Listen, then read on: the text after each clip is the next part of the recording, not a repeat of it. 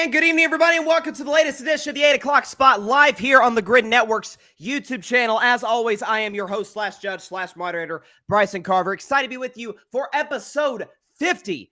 A little bit, kind of a big milestone. We can say that for the 8 o'clock spot. Very excited to be joined by four fantastic panelists, starting with one that is quite sad today. It is Mike Guido, Yankees fan, co-host of the Bicoastal Baseball podcast. Mike, how are you holding up after the Juan Soto news that we're going to lead the show off with? I'm just here so I don't get fined.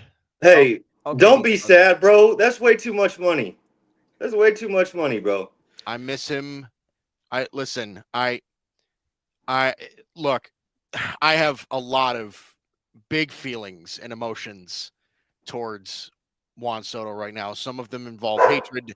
Some of them involve jealousy. So, I'm a mixed bag at the moment. I desperately did not want to come on the show today because I was afraid that I would be an emotional wreck. That's still on the board, by the way. It is.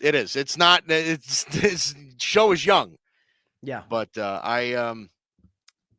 not fun. Not a fun weekend. Well, you know what? You're on the show tonight. We appreciate it. Get curious to get your takes to start the show on Juan Soto. Also, our current points leader, Arthur Hurst, who, by the way, has not beaten Mike Guido. I've argued, is Arthur like a system 8 o'clock spot contestant, right? Like good against everybody else, maybe not against Guido. Looking for his first win against Mike. Arthur, how are you doing tonight? I'm trying to make Mike even more depressed. So, yeah, that's how I'm doing. Respect. Coming up next, we also got Paris Brown, who's a multi-time champion on the 8 o'clock spot. Paris, the Cardinals, man, what is going on with them? Warzone dropped for Kyler Murray, so he doesn't pay attention anymore. He just plays Call of Duty Warzone and doesn't want to throw the ball. I don't know. We also just don't know how to use Marvin Harrison. We'll use him for a couple, 2 to 3 games. We'll go over 100 yards. We'll win every single game, and then, we'll be like, you know what? How about we just don't use him the next 2 games, see what happens, and then we lose both games. So yeah, it's really frustrating. We can't beat the Seahawks. The game playing has not been good as of late, for sure. And finally, Tyler Redington looking for his first victory on the 8 o'clock spot. Tyler, how are you doing tonight, my man?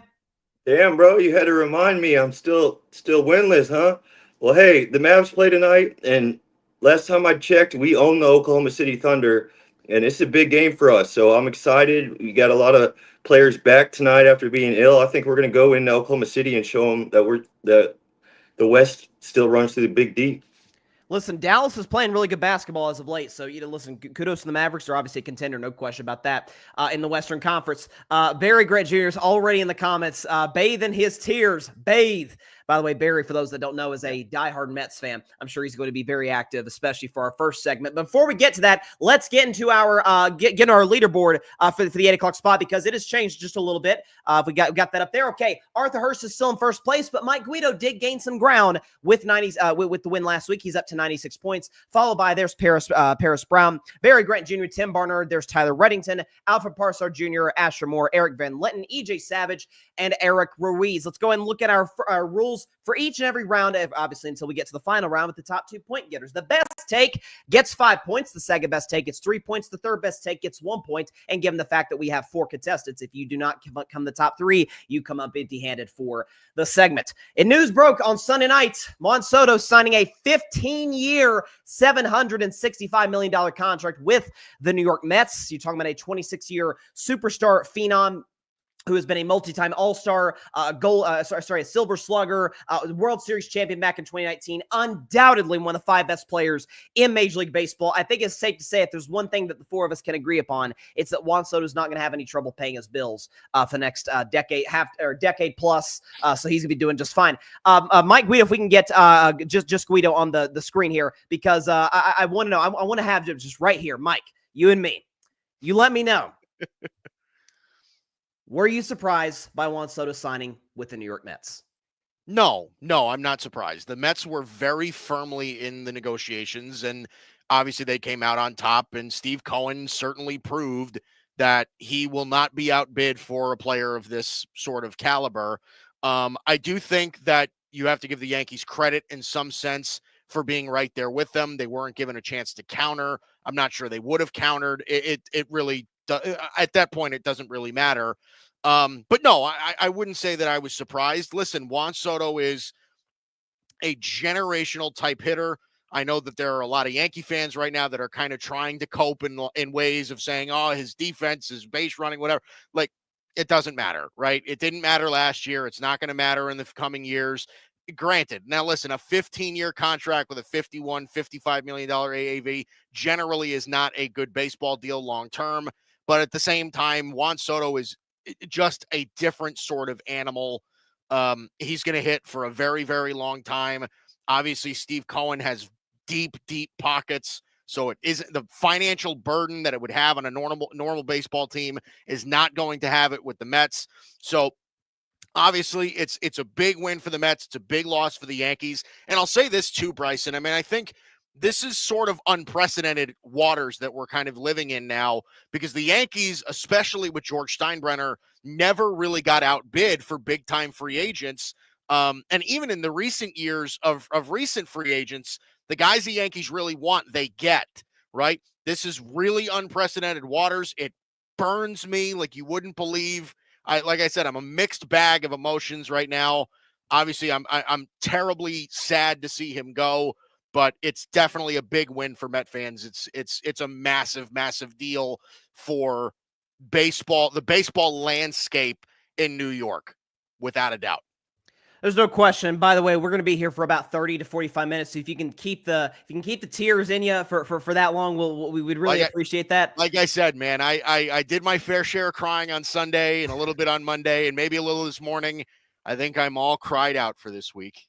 Here's hoping. At least y'all got like a really, really good pitcher today, and it took him from us. So yes, it's not all doom and gloom for the Yankees. So good take there by Mike Guido. Let's go and bring on Arthur Hurst though. I want to get his take. Are you surprised, Arthur, that Juan Soto signed with the New York Mets? No, because the last time I checked, $765 million is more than $760 million. Like, come on, man. Like, man, listen. This is why my grandfather told me when I was young to, get into baseball and try to play baseball. Basketball and football, it's amazing, but baseball is where the money is. And over 15 years, $765 million. I mean, I see a whole lot of people talking about it. So if they overpaid them, and I mean, like Mike said it just now, like long-term situation that may be, that may be it. But I mean, the Mets got the money. Juan Soto is worth it. Again, he had his best season in this year with the Yankees, and you see where he was able to get them playing as a Batman / Robin with the Yankees alongside Aaron Judge. And so I'm excited to see where the Mets do next year, and not even just next year, but in the future. I mean, they were able to do what they did this past year, right? What can they do with a beast like him on there? And they already have a nice depth. He's going to bring a whole lot more to the city. It's going to be a lot more fun. Yeah, man. It's just, I'm not surprised at all. When it's time and you feel like it's time. When the money's good, the money is good. $765 million is a lot of money over 15 years. He's going to be just fine. So no, I'm not surprised at all that he left. By the way, $765 million, that's more than Tom Brady and LeBron James' career earnings combined. So you talk about listen, like you said, play baseball. Kids out there listening, football's great, basketball, hockey, badminton, whatever. Go play baseball. It pays quite well. So a good take there by Arthur. Let's go and get Paris on. Paris, you and I are Red Sox fans together. So obviously we were in the mix, I guess, sort of for Juan Soto. I was hoping. Apparently we didn't reach for higher than $700 million. But were you surprised that Juan Soto signed with the New York Mets? No, I'm not surprised. I mean, honestly, from day one, it seemed like the Mets were most likely the number one option to get him. So I figured he was going to go to the Mets. I honestly thought, everybody was thinking the Mets or Yankees. I never thought he was going to go back to the Yankees. I feel like it was obvious he wanted to leave the Yankees. And for me, I think the biggest reason why that nobody's going to talk about is Aaron Judge. Aaron Judge has shown he cannot perform when it gets to October. You get him in playoff games, that man does not perform. And not only does he not perform, he just can't hit. The dude doesn't, it's not just he's getting pop flies. The man is striking out left and right. So that means he's not productive at all. Juan Soto obviously wants money. Look at the money he just got. But Juan Soto wants to win. And you're on a team where the star player is him and Judge Can't do it. He's going to leave that team in. we saw what Francisco Lindor can do. If it wasn't for Ohtani, he would have been MVP in the National League. He performed. He performed in the playoffs. The only, everybody on the Mets really performed. You got Pete Alonso. Obviously, we're gonna have to lose Pete Alonso, but when it comes down to Juan Soto or Pete Alonso, yes, I really like Pete Alonso, but obviously you're gonna pick Juan Soto over Pete Alonso. So you're going to a team that's willing to pay you money, that's shown they can win playoff games, they're just missing that piece, and you're really leaving the team that, yes, they made it, but their number one star other than you can't perform. So honestly, I put a lot of blame on Aaron Judge. If Aaron Judge could have just been okay, I think he would have stayed. But the fact that Aaron Judge just sucks in the playoffs, Juan Soto isn't staying with that. By the way, I think you made a good point. Aaron Judge is essentially a sub 200 hitter in the postseason, and we all know kind of disappeared in the World Series throughout, even defensively, with obviously the big error in Game 5 that got the Dodgers rally started. Yeah, I mean, and it's to a certain degree. I don't even think it's necessarily just Aaron Judge and his lengthy postseason failures throughout his career. I think it's a little bit of LeBron James, Dwayne Wade syndrome, in the sense that LeBron can be the best player alive, bar none. That's Wade's city. As Steph Curry, Kevin Durant, kind of the same thing. Yeah. That was never going to be Juan Soto's thing. As great as he is, and I think overall he's probably at or just slightly better than Judge. It's at least an argument. Judge is the guy. Like you got until he retires or leaves, it's Judge.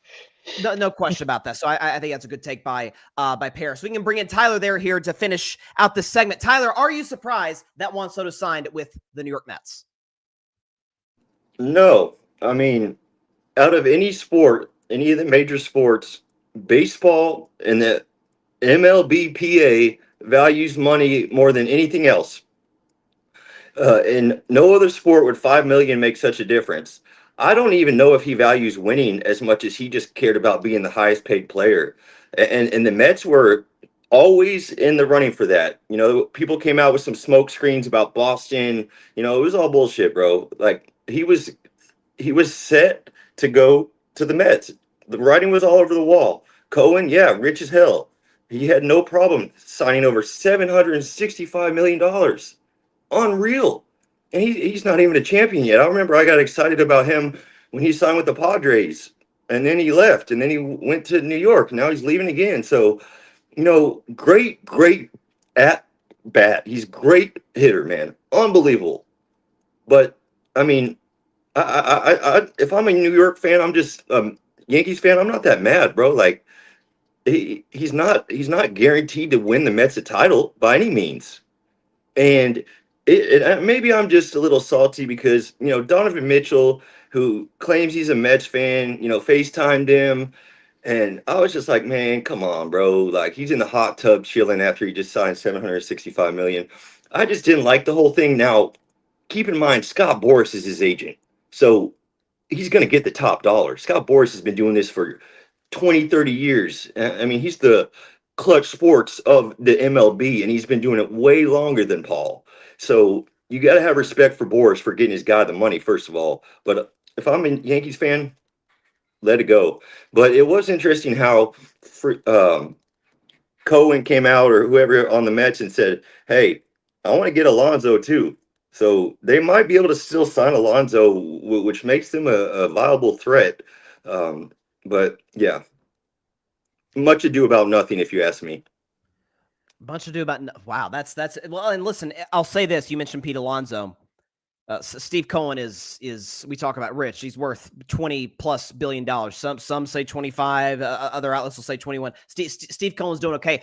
To me, this is a situation of it. If we can bring everybody back on screen here, to me, this was a prime situation of Steve Cohen was just not going to be outbid. It's that simple. The guy was not going to lose. The report came out, I feel like a half hour or so before the news broke, that he was going to get to $800 million if necessary. So we'll see what happens with that. Going to look at our point totals right here. I thought Mike Guido had the best take, and give him 5 points, followed by Arthur, followed by Paris.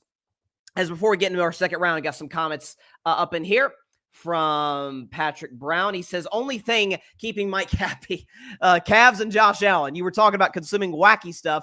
If Soto didn't resign with the Yankees, I'm at peace as always. And by the way, Barry was saying that Juan Soto's worth every penny. And he says, Tyler's crazy. Straight Jack. He didn't love your take there, Tyler. Care to respond? Hey, I love Barry. Got a lot of respect for him. you got to come away with a ring, though, my man. 765 mil. I want to see a ring come out of the Mets. Well, listen, the beauty of I should say the beauty is it's the greatest aspect and almost the most stressful aspect of it is you are not paid entirely for what you have done. Obviously, that factors in. You're paid for what you're going to do, right? Tom Brady's not, when he was 43 years old, wasn't going to sign a 5-year contract. So we got to see how this plays out over the course of the next 15 years. Let's move on to our second segment, and I think Patrick kind of hit it in the comments. Curious to hear what Mike thinks about this, but we'll get to them later because game of the week by far, Rams, Bills. Josh Allen puts together a spectacular performance, over 400 yards of offense, 3 touchdowns passing, 3 touchdowns on the ground himself. He essentially was the Buffalo Bills running game. Alas, though, Buffalo fell short. There's a block punt that aided the Rams to win. Matthew Stafford himself wasn't as good as Allen, but Stafford was fantastic in his own right, as was Puka Nacua and a number of other LA Rams. So I'll ask you to start the segment, Arthur. You're a Ravens fan. I'm a Steelers fan, kind of in the mix of that AFC playoff chase, and Buffalo certainly is in that. Should Bills fans be concerned about this game? Should they be concerned moving forward after this loss, despite Josh Allen playing maybe the game of his life?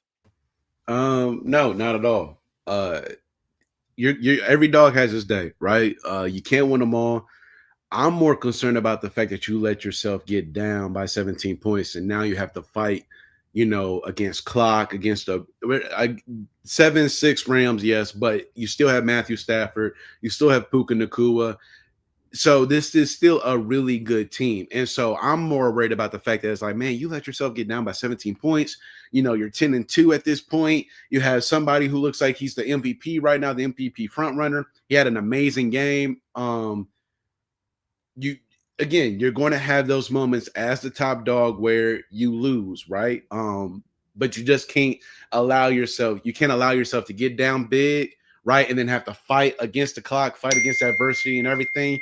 Like they get the onside kick with 1 minute left. That hurts, right? You don't want to have to rely on, kicker, go get us, the ball back. Like, no, you don't want to have to rely on that. You want to be ahead. You know what I'm saying?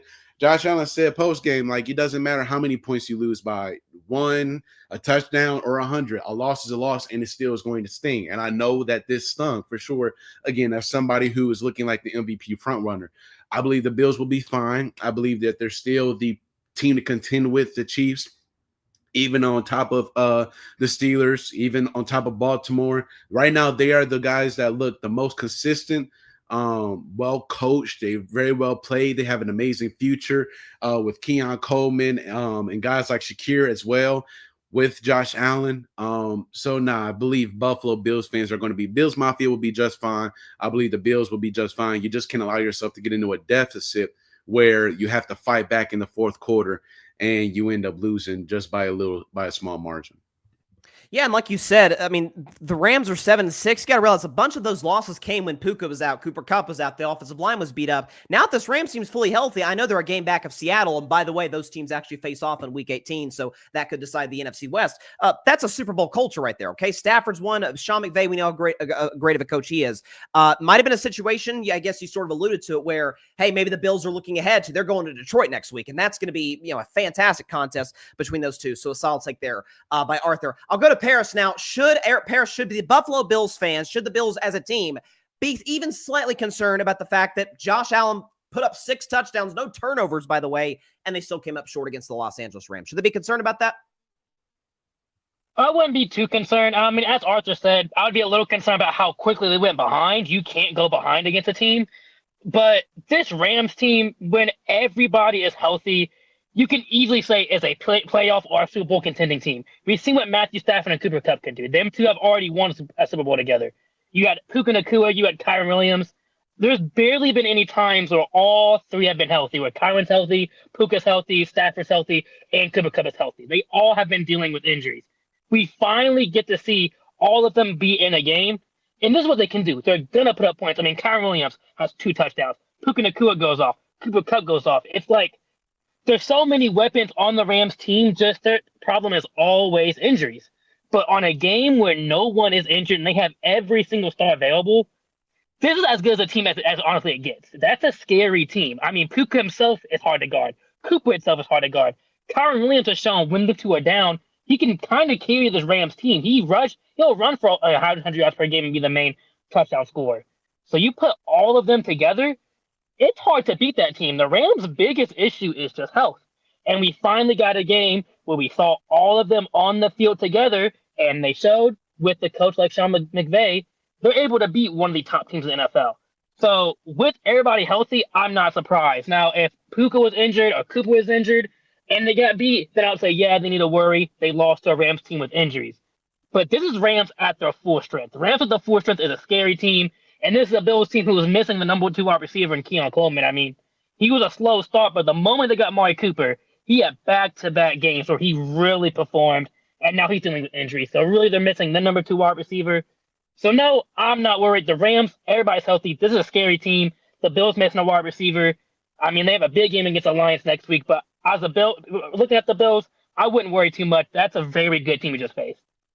Listen, and they obviously won 7 straight games before this loss. So, I mean, that streak's not going to go forever. I mean, if you want to get a loss out the way now, even if it maybe costs you the number 1 seed, which right now they have the tiebreaker over the Chiefs, but they're 2 games back with 4 to go. If you want to get that loss out of your system now, you'd rather save it for the playoffs against a KC, against a Pittsburgh. But you definitely have some good points there, Paris, for sure. Let's go to Tyler now, see what he thinks. Tyler, should the Buffalo Bills, despite Josh Allen playing outstanding and them still finding a way to lose to the Los Angeles Rams, should they be concerned about this loss moving forward? Not quite. Not quite. This was a fun game to watch. I watched it from beginning to end. What a game. I will say Sean McVay had his guys ready to play for this game. Showed me that they wanted this game, and I don't know if Buffalo really did. Their defense was lackluster. I mean, Josh Allen is going to be Josh Allen, and I have the utmost confidence in him going into the playoffs. But I mean, this close to the postseason, if I'm the Bills, I do want to kind of, do the dress rehearsals a little bit better.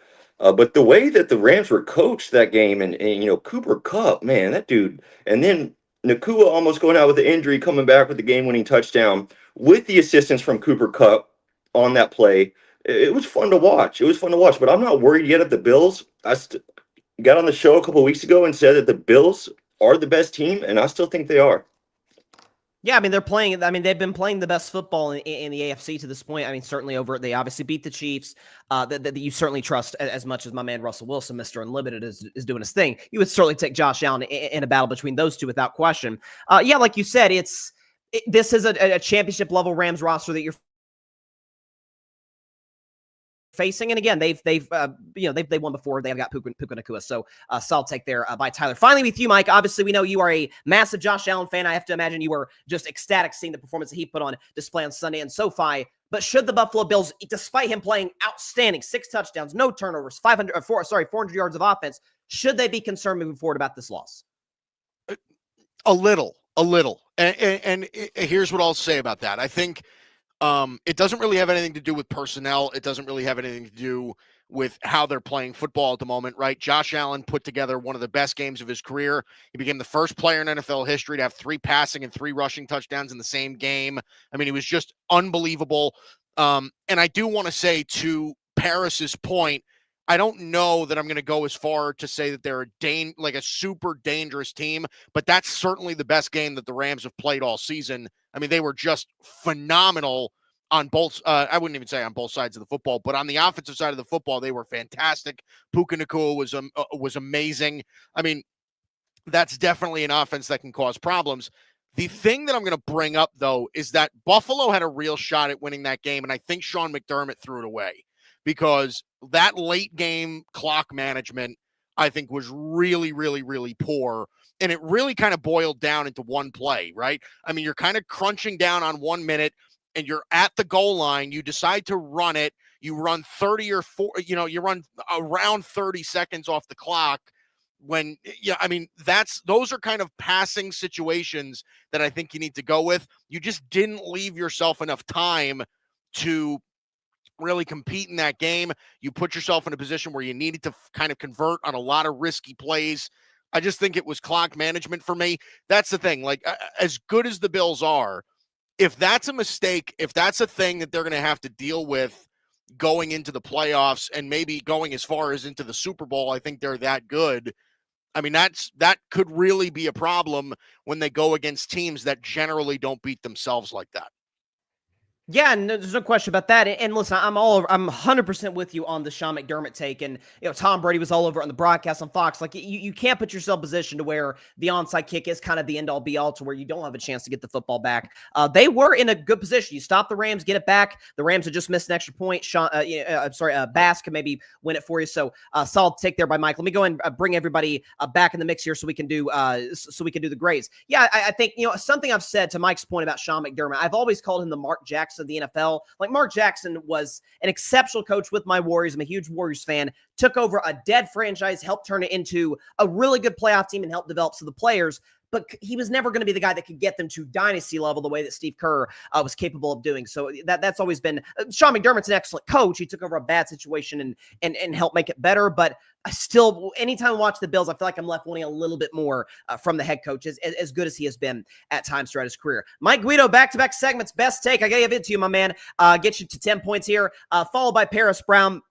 To get you to 4 points, and then Tyler Redington 1 point. I'm sorry, Arthur. Come up, Deanna, in this segment. We'll see what happens with you moving forward. Talk about the Cowboys game last night. They lost 27-20 to the Cincinnati Bengals in what was really interesting game. Dallas actually ran the football really well. Cooper Rush was relatively efficient. Joe Burrow. He was really good. He tends to be that way. Cincinnati's defense is, per usual, awful. But the big story was the fact that Cincinnati was going to punt to Dallas. Cowboys had a chance maybe to win it on a game-winning field goal by Brandon Aubrey. But alas, on the block kick, there was a special teams mistake by the Cowboys that led to Cincinnati getting the football back. They end up winning the game. So, Paris, I'll ask you to start the segment.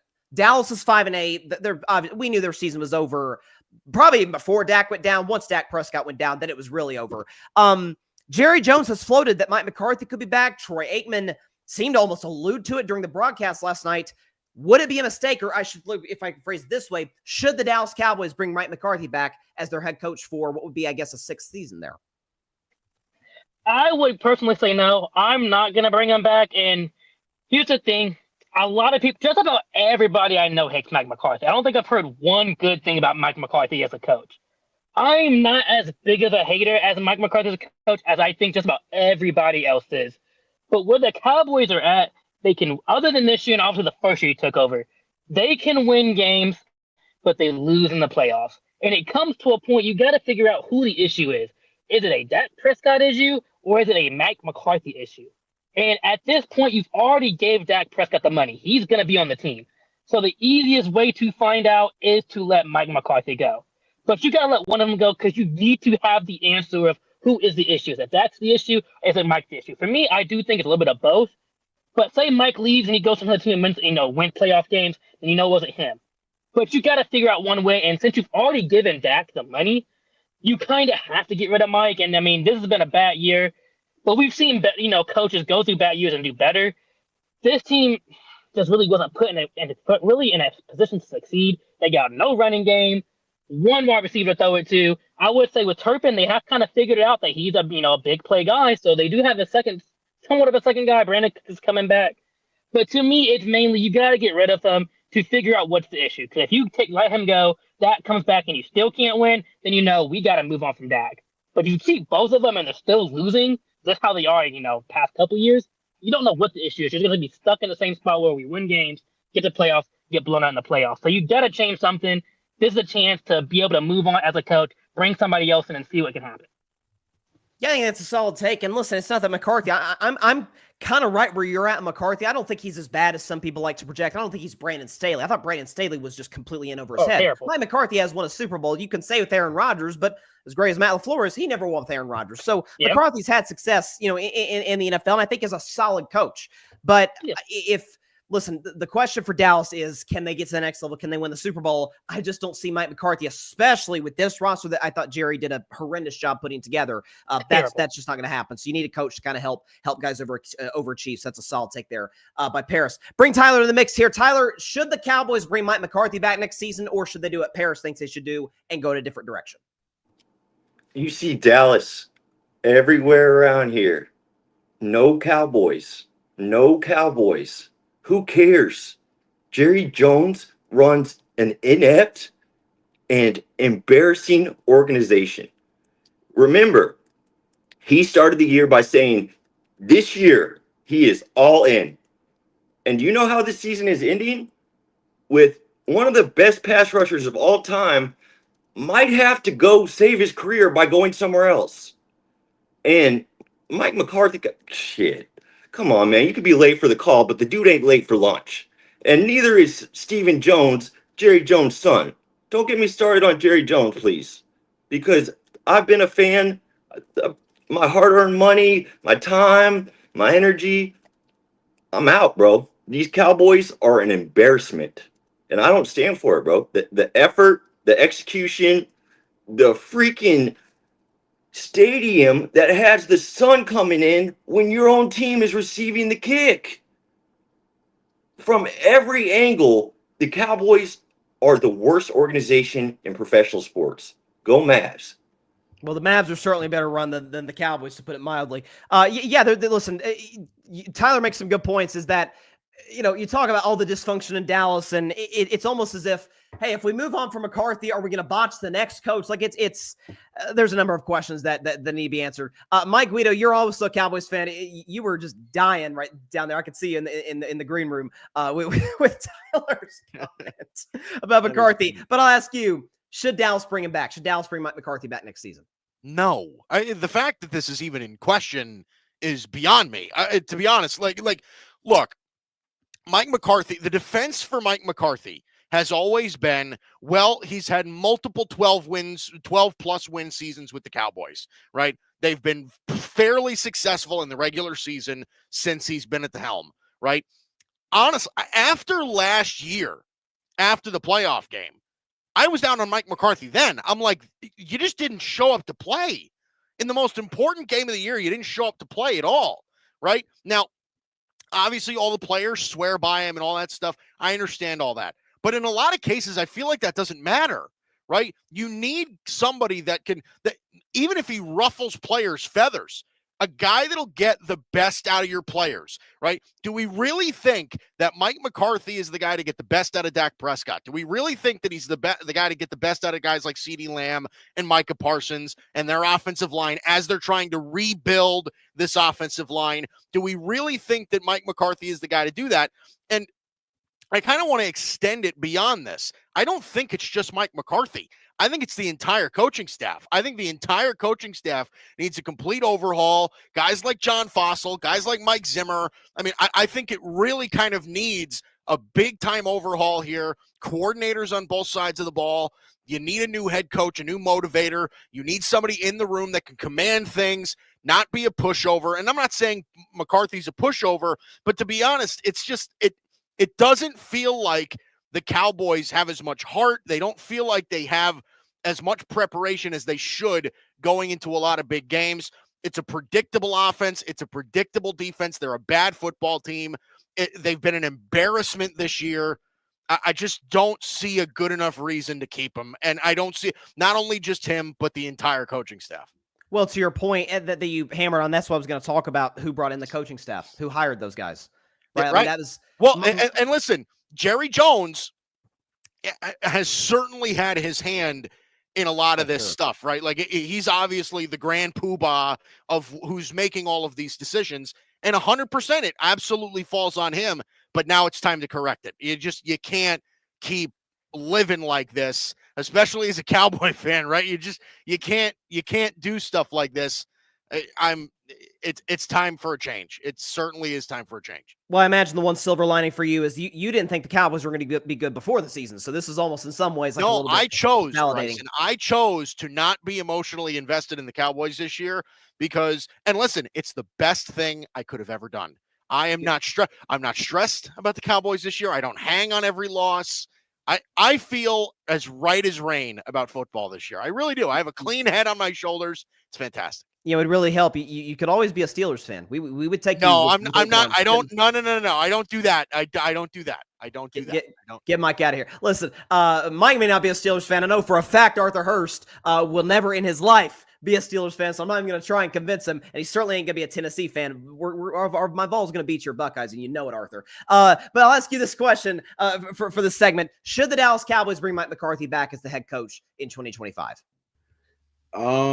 Yeah, because I don't see anyone else who would have the patience to even deal with Jerry. Michael Parsons already came out and said how he would love to run it back next season. The injuries really, really plagued them. I know, Bryson, you said that you don't really like this team and that they didn't have a lot of talent. I get it, but I believe that the names on paper and just how they would play if they were healthy, I believe this would be a much better team. I believe they would be a lot scarier. But yeah, I think that, we can say what we want about Mike, but somehow, some way, he's been able to hold it down the last few years since he's been there. The Cowboys haven't met our expectations that we would like them to meet. They haven't gotten to the places we would like them to get.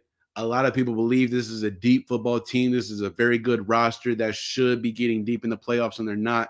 And somehow, some way, he's been able to just hold it down through all the scrutiny, through all the Jerry's BS, throughout some of his players' BS, maybe even some of his own BS that he's created.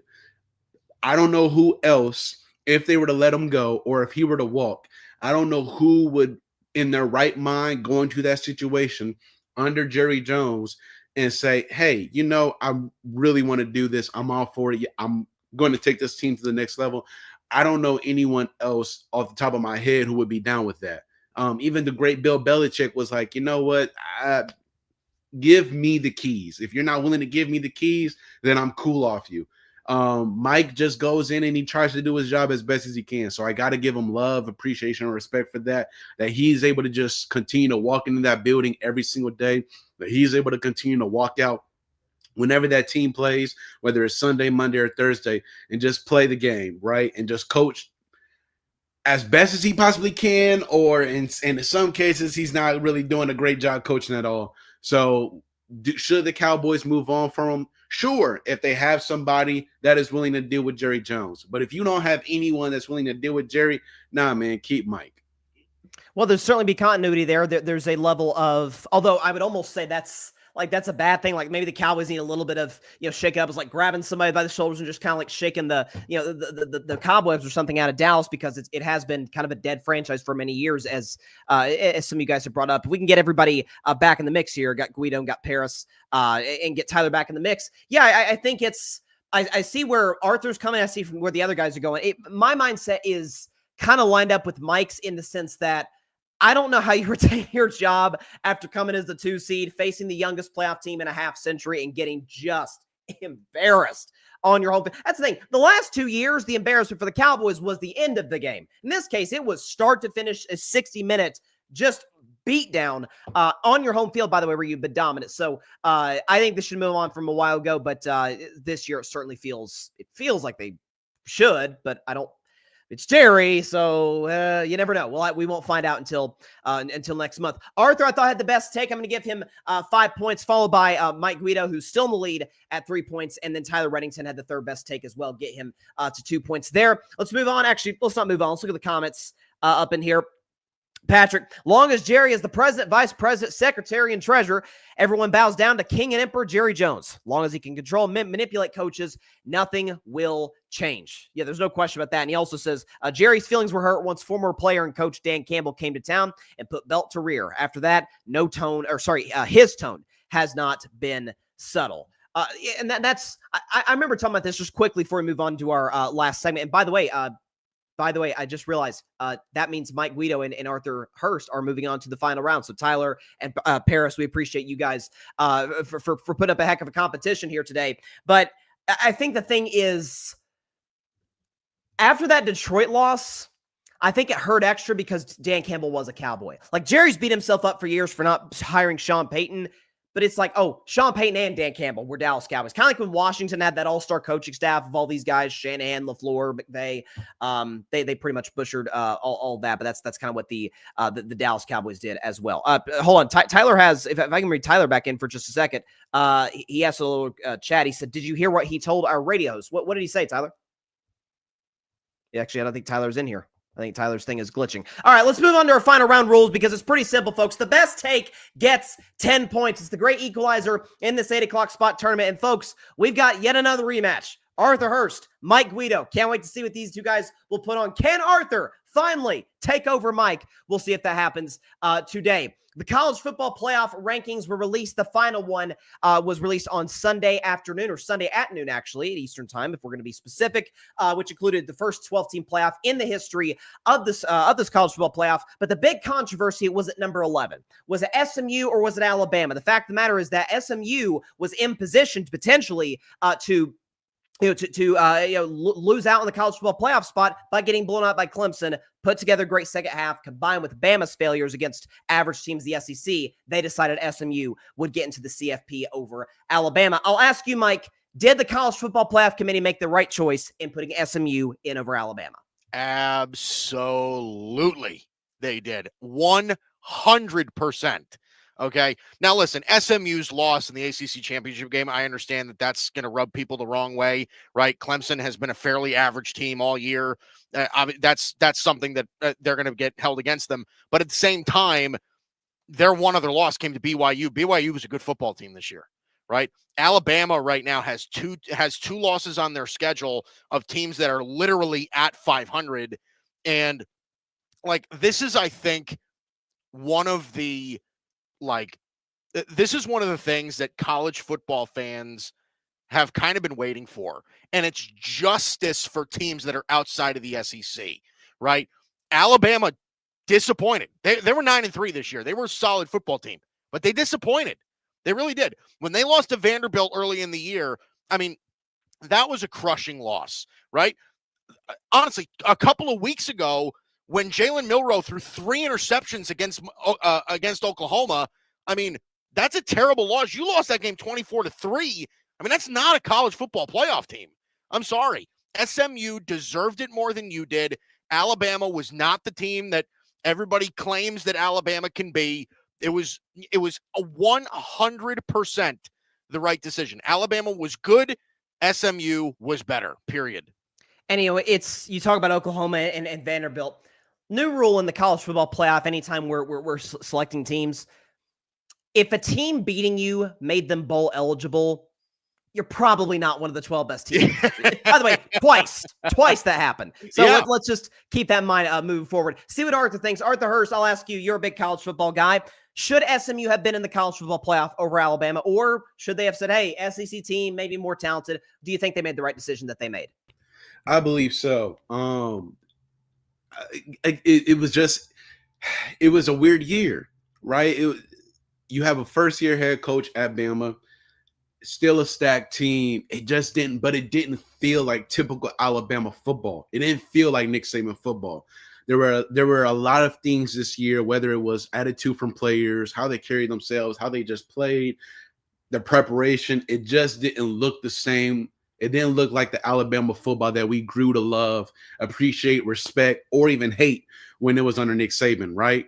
The losses this year, I mean, Vanderbilt, that was wild, right? Then you lose to Tennessee, right? So now you have both teams in that city, in that vicinity, being able to take the goalposts down, take them to the river. And then against Oklahoma, like, it just, again, just back to that thing of it just did not look the same. It didn't feel the same. Teams that they should have beaten, in my opinion, like, there's no reason to lose to Vanderbilt. Tennessee's a really good team. There's no reason that you should be losing to Tennessee. And Alabama's not the only one. There are a lot of these top teams, minus Oregon, who just really look like second half teams. And when you look at what SMU did, yes, they lost to Clemson. They were down big. They were able to come back, but they were able to get to the they were able to get to their championship game. And should they be penalized for losing to an okay Clemson team? Maybe, maybe not. The committee didn't think so. Not only that, the funny thing about it is that the college football committee chairman even said today that somebody leaked the SMU ranking. That was really supposed to be a surprise. Somebody leaked that decision 30 minutes ahead of the original decision when they were supposed to say that SMU got in over Alabama. So the outrage started a little bit early than what the college football committee expected. I'm sure whatever the investigation that they're going to have, I hope they rule out that leak and get that leak, whoever leaked that out of there, like, you can't come back, because you do betray the process, right? This is something that everybody was looking forward to. The first 12-team college football playoff. and everyone was excited to see what happened, how this would go. And we knew that one of these two teams, especially Alabama, we knew, like, man, with the year that they had with the committee, be like, you know what, it's Alabama. We need that money, right? Or would they reward SMU and say, you know what, you guys deserve it as well? They picked SMU. I believe they should have gone with SMU. Wouldn't have been mad if they went with Alabama, but SMU got the nod respectfully. For sure, and I will say, I will, in my own Tennessee way, I will correct you on something that you said earlier. You said that both Tennessee and Vanderbilt tore down the goalposts and put them in the river. Vanderbilt did put theirs in some river. They wouldn't let us.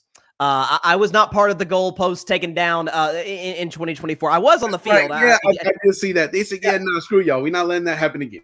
Yeah, they weren't going to let that happen. Bring Mike back in the mix. Yeah, no, they actually put it on the loudspeaker. They said the goalposts will not leave the stadium. It's like, darn it, I could have been fun to put those in the Tennessee River. Nonetheless, both you guys put together spectacular takes. Before I announce the winner, I did want to say this because I heard Nick Saban say it, I heard Alabama's athletic director say it, and it made me want to pull my hair out. Oh, this is going to discourage teams from scheduling out-of-conference games.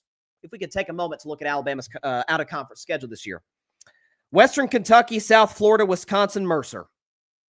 By the way, they went 4-0 against those teams, all of them bad, certainly relative to Alabama. The two losses were within conference, dude. So I don't know where they're getting that from. It's take care of the teams you're supposed to take care of and you be in. Okay, like if Bama's snafu came against one of those teams, they took care of the other. Like they didn't lose to Oklahoma. They got blown out by Oklahoma. Okay, when the Sooners had been like 1-4 or something like that in their last 5 games against FBS teams, much less SEC teams. So both you guys Rexa, but there can be only one winner, and it is this week, episode 50 of the 8 o'clock spot. The winner is Mike Guido. Once again takes down Arthur Hurst. Mike, congratulations.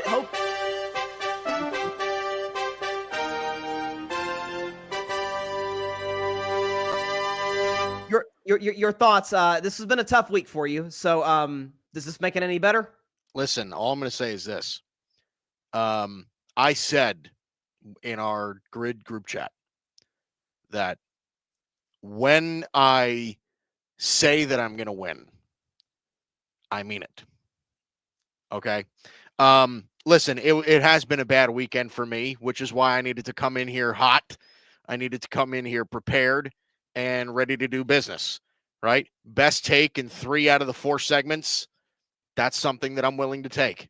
Okay. So I appreciate it. I needed a win after losing on Juan Soto. So this one feels good. Arthur, you come up short again to Mike. Are you mad at me or is it just like commonplace at this point? Oh, hell no. It ain't never going to be commonplace. He got his win. He needed this one. Like I said, I'm happy I don't have to put him on a milk carton yet. That he missed. You know what I'm saying? I don't have to put an ACB out for him. But nah, man, I'm going to get Guido. It's okay. I'm certain the day will come where he gets me. I'm certain it will. The day will come. And by the way, both of you guys put together a great performance. Shout out as well to Paris Brown and to Tyler Redington for coming in and putting up excellent performances on in their own rights. That is all the time we have for today's episode of the 8 o'clock spot. Be sure to check us out next week, next Tuesday at the same time as always, 8 p.m. Eastern, 5 p.m. Pacific time, live on the Gryd Network's YouTube channel. Great performance from you, Arthur. Just you're almost there. You're going to get over that hill. Again, you're simply going through the growing pains that Tim Barnard did, okay? Because Tim couldn't win, then he finally did, and then the monkey was off his back. You're close, my friend. Congratulations once again to you, Mike. You're closing that gap in the standings. We'll see if you're able to eventually overtake Arthur. We will see everybody next week. Stay safe out there, everybody. God bless y'all. Peace out.